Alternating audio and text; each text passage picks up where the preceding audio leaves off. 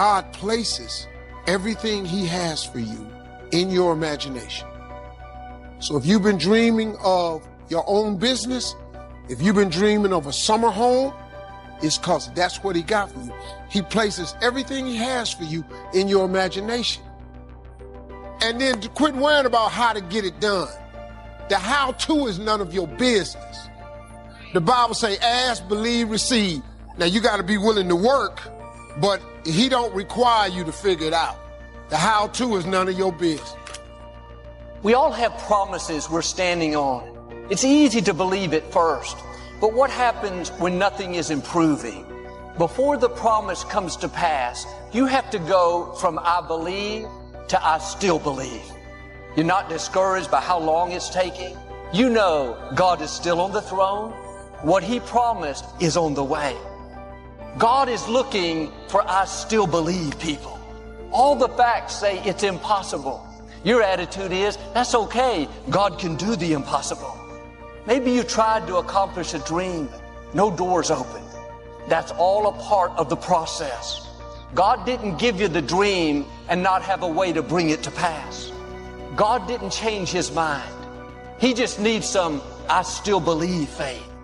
Don't get talked out of your dreams. The negative chatter, the people who don't believe in you, the environment you were raised in is not going to stop your destiny.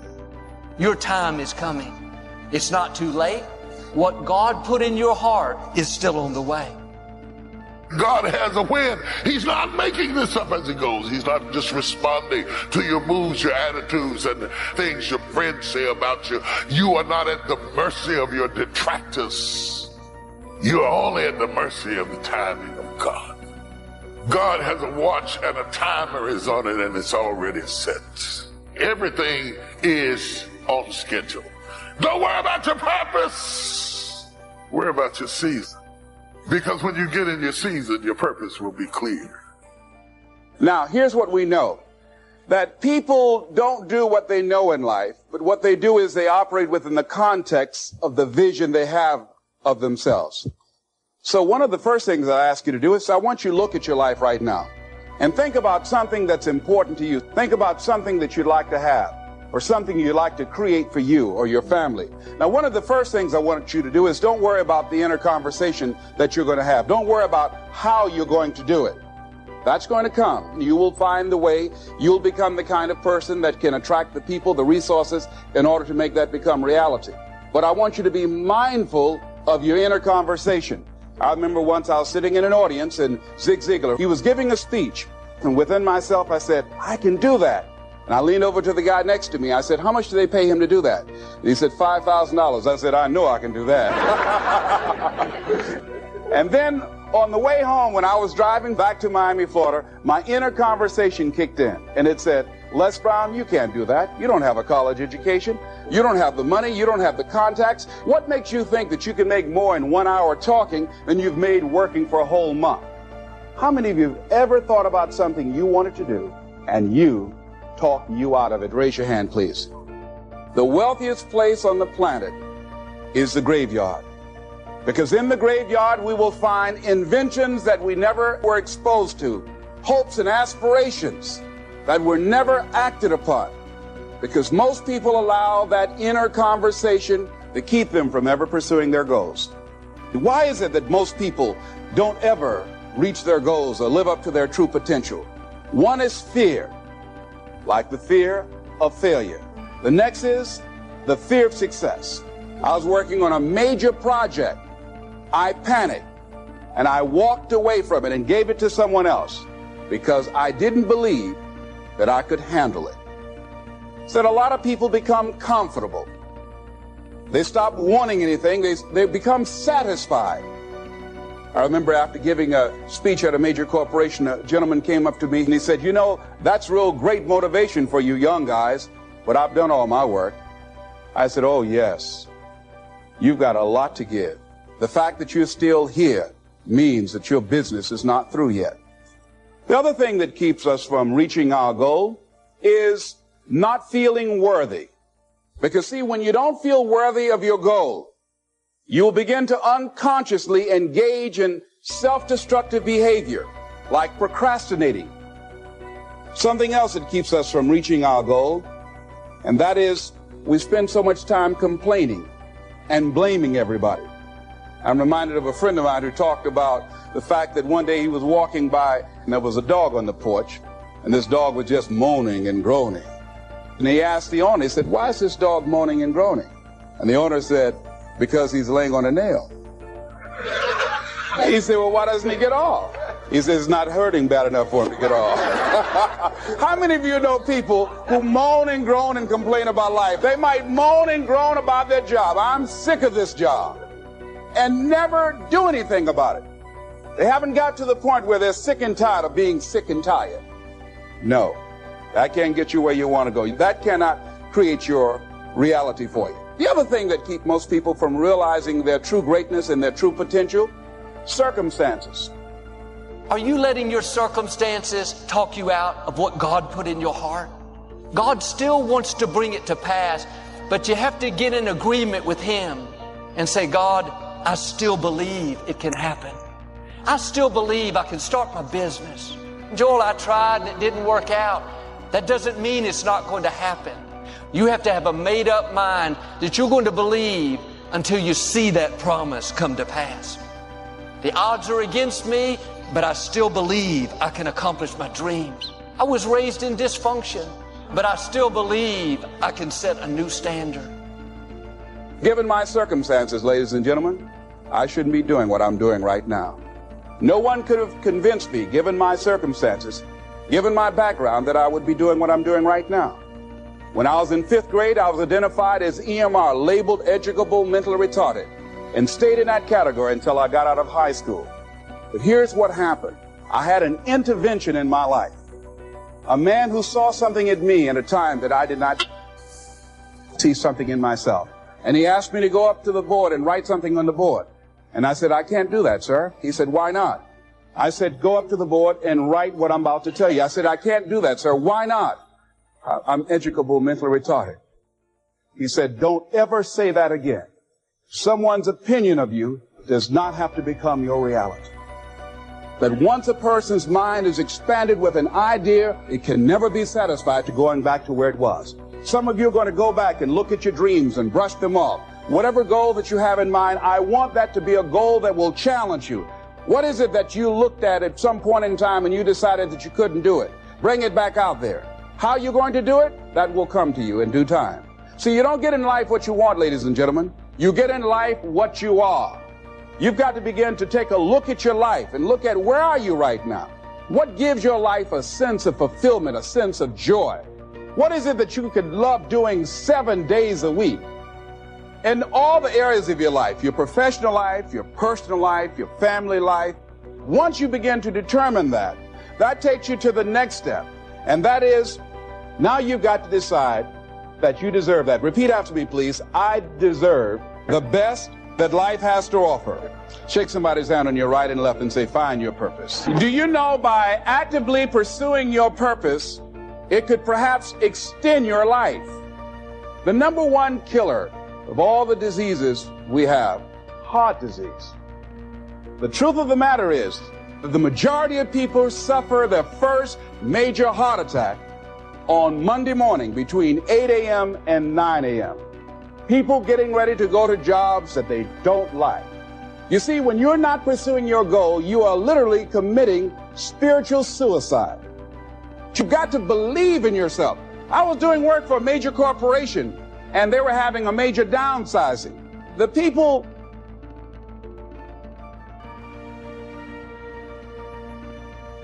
that were working there, they approached them and said, "Listen, we will give you a buyout package of $300,000 if you take it within this time frame." Ladies and gentlemen, only 50% of the people that were eligible took this.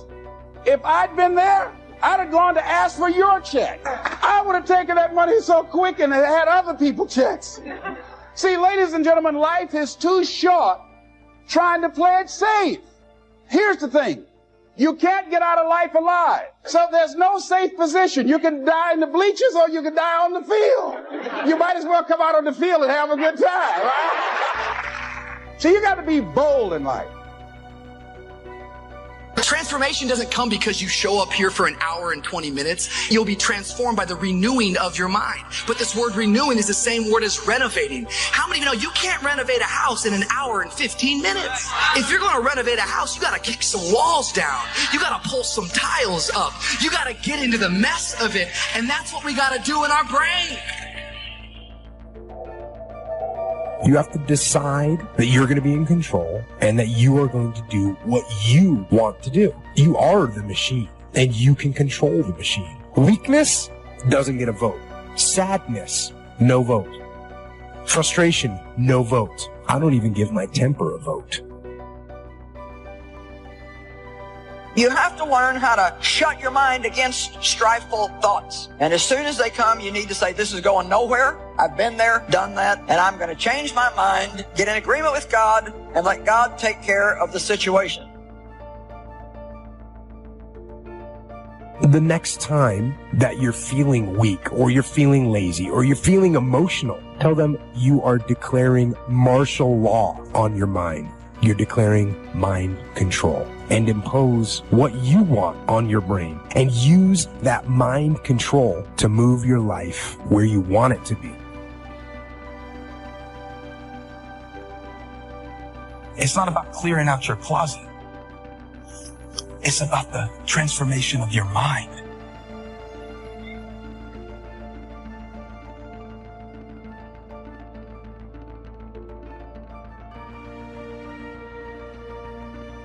Do not be conformed to this world, but be transformed by the renewing of your minds.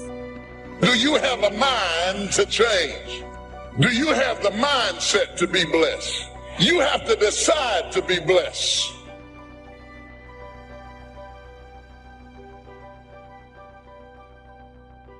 You got till midnight to get rid of every poison that's hindering you, every inflexibility that's stopping you from what God is about to pour into your life. Woe be unto you if you go into another year and waste another year with the old mentality while somebody's in the hospital begging God for the opportunity that you have right now. You better step into this moment. As soon as you decide to stop looking for answers in other people and click the heel to your mind and set your affections on things that are above, you could have been free years ago.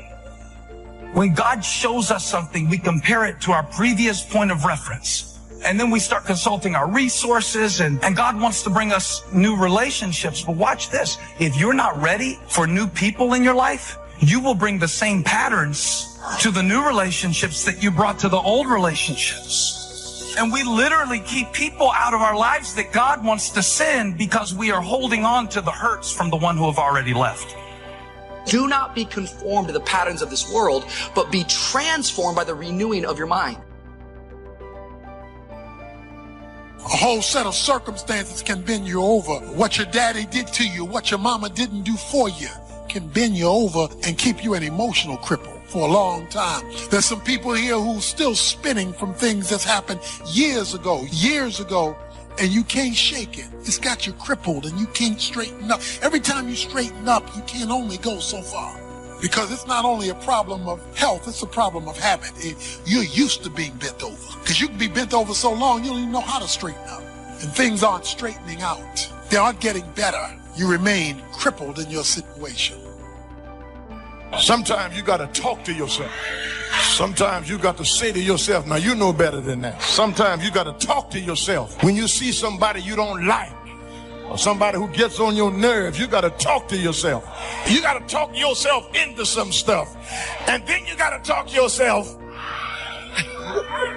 You got to tell yourself, don't do it. Don't go that way. Danger, dangerous intersection. You have to be able to talk yourself out of some stuff, because a whole lot of stuff I would not have gotten into had I talked to myself. We've got a chance to grow like never before, but I'm telling you, there's going to be many enemies that's going to try to prevent us. Whatever threatens you, I'm asking you to threaten it back. Take care of your responsibility. Somebody wants to destroy your chances for a good future by their negative talk, negative thinking, putting it all down. I'm telling you, walk away if you have to. Walk away. Whatever threatens you, threaten it back. Whatever threatens your opportunity, threaten it back. Now, some of our enemies are on the outside. But here's the most important thing to understand. Some of our enemies are on the inside. You got to do battle with your own indifference. And you've got to learn not only to nourish your values, you've got to learn to do battle with your enemies. I'm asking you to have some faith, have some courage, believe, drive your doubts into a small corner. Don't let them loose like a mad dog, drive you into a small corner. Don't doubt the future. Don't doubt the possibilities. And here's the most important one of all. Don't doubt yourself. If I've got miracle working power to change my life, so do you. If I can grow, you can grow. I'm asking you, don't sell yourself short. But I wonder, have you taken the time to think about, why am I doing this in the first place? Am I trying to prove something to someone who disrespected me 10 years ago, who isn't even paying attention to my life anymore? Why am I posting this? To impress people who follow me on social media that don't even really know me? What is my reason for doing what I'm doing? At the start of the day, you need to set your mind for victory. Don't let just any thoughts play. You have to think thoughts on purpose. If you wake up and just think whatever comes to mind, thoughts will tell you, you have too many problems. You're too tired. Nothing good is going to happen today. If you don't set the tone for the day, negative thoughts will set them for you. Before you check the phone, before you see what the weather is like, you need to think on purpose, power thoughts, victory thoughts, can-do thoughts.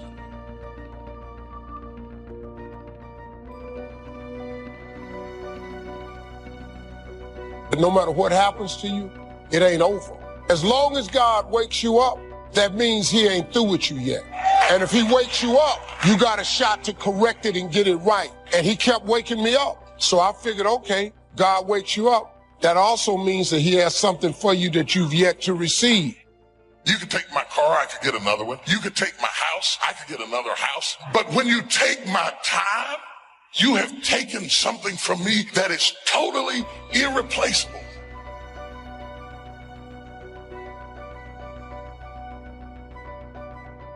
Even if you are 40 or 50 or 60 or 70, doesn't matter. You're in the game now, and that's what counts. And all those quote unquote wasted years, they weren't wasted because you learned. Learned about what it's like to be weak. And the knowledge that you learned about those things is fuel to make sure that it never happens again. Because you know what is out there, and you know how bad it can get. I say you embrace what you learned from the weekdays. Let them make you even stronger. And you use your own personal transformation that you've made in life. Use that to help other people transform and get on the path as well.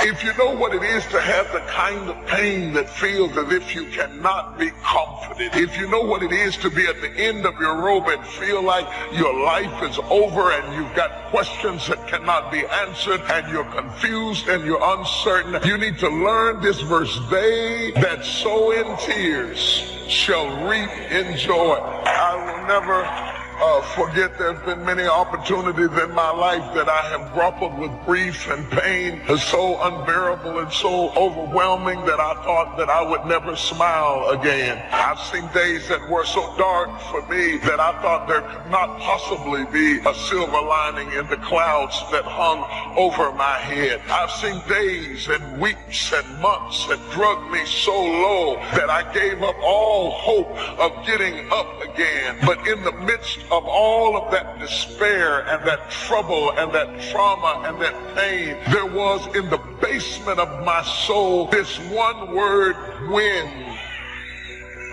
When should you start the day? As soon as you have it finished. Plan the day the best you can, leaving plenty of room for improvising and surprises and all the stuff that happens during the course of the day. But if you've planned a good, productive day, now you start that day, you can't believe how much more valuable your time will be. Next, don't start the month until you have it finished. The places to go and the people to see and the productivity and the sales and the customers and the development and all the rest of what you want to accomplish during the course of 30 days. And then here's the big one.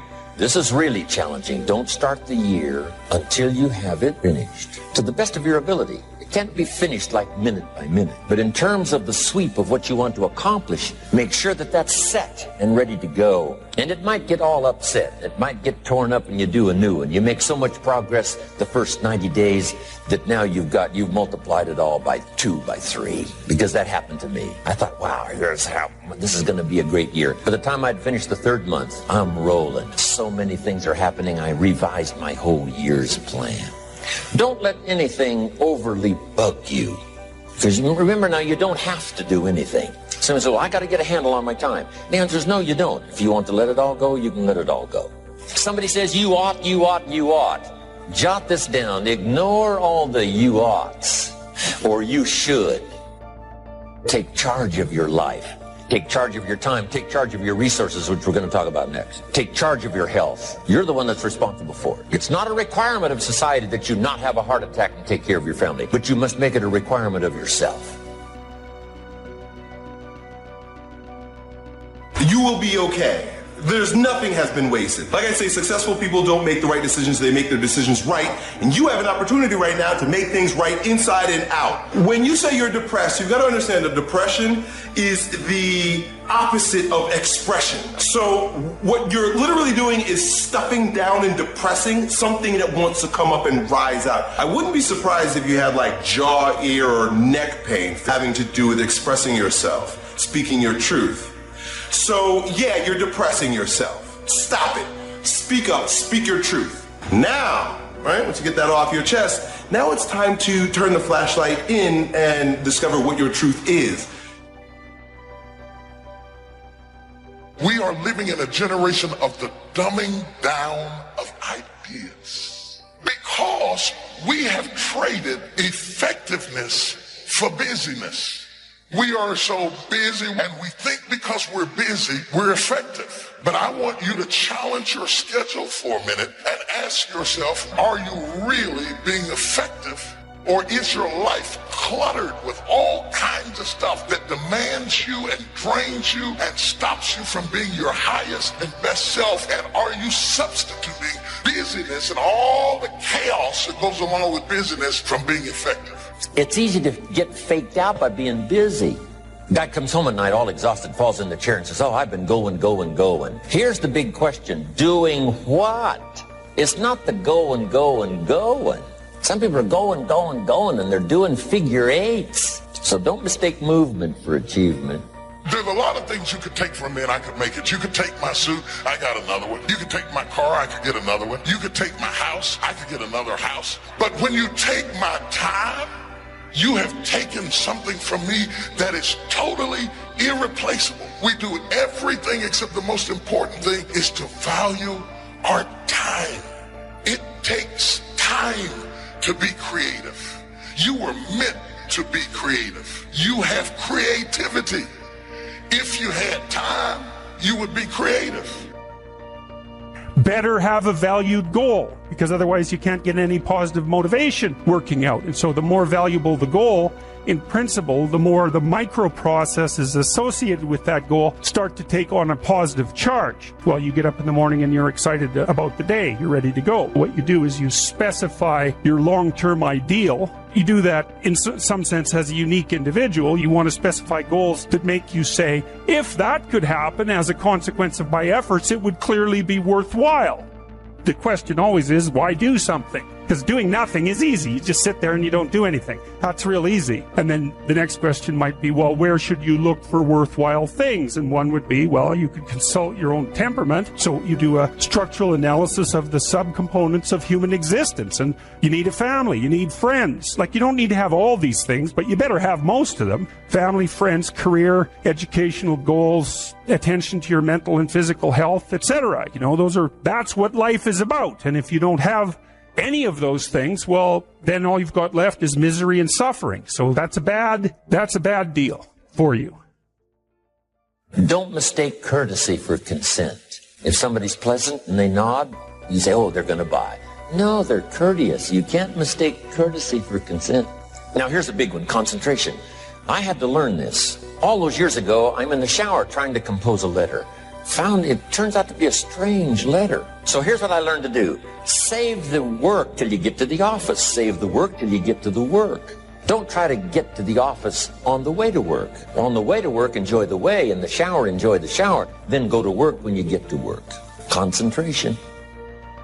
Learn to say no. I'm telling you, in such a social society we have now, it's so easy to try to be a nice person, saying yes, yes, yes to everything. Find yourself overloaded. Now you got to call and make the, well, gosh, you know, all the time it takes to back out of something that you said yes to too quickly. Here's what might be better. I don't think so, but if that changes, I'll call you. Little things you can use not to overcommit yourself.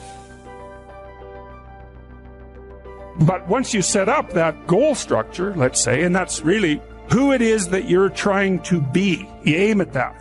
And then you use everything you learn as a means of building that person that you want to be. And I really mean want to be. I don't mean should be, even those things are going to overlap. That's fine, except you'll fail all the time then. You just won't know it until you've failed so badly that you're done. And that can easily happen by the time you're 40. I would recommend that you don't let that happen. Okay, so once you get your goal structure set up, you think, okay, if I could have this life, looks like that might be worth living. Anxiety-provoking and threatening, and there's going to be some suffering and loss involved and all of that. The goal is to have a vision for your life such that, all things considered, that justifies your effort. Then you turn down to the micro routines. It's like, okay, well, this is what I'm aiming for. How does that instantiate itself day to day, week to week, month to month? And that's where something like a schedule can be unbelievably useful. It's like, make a damn schedule and stick to it. It's not a bloody prison. Set the damn schedule up so that you have the day you want. That's the trick. It's like, okay, I've got tomorrow. If I was going to set it up so it was the best possible day I could have, what would it look like?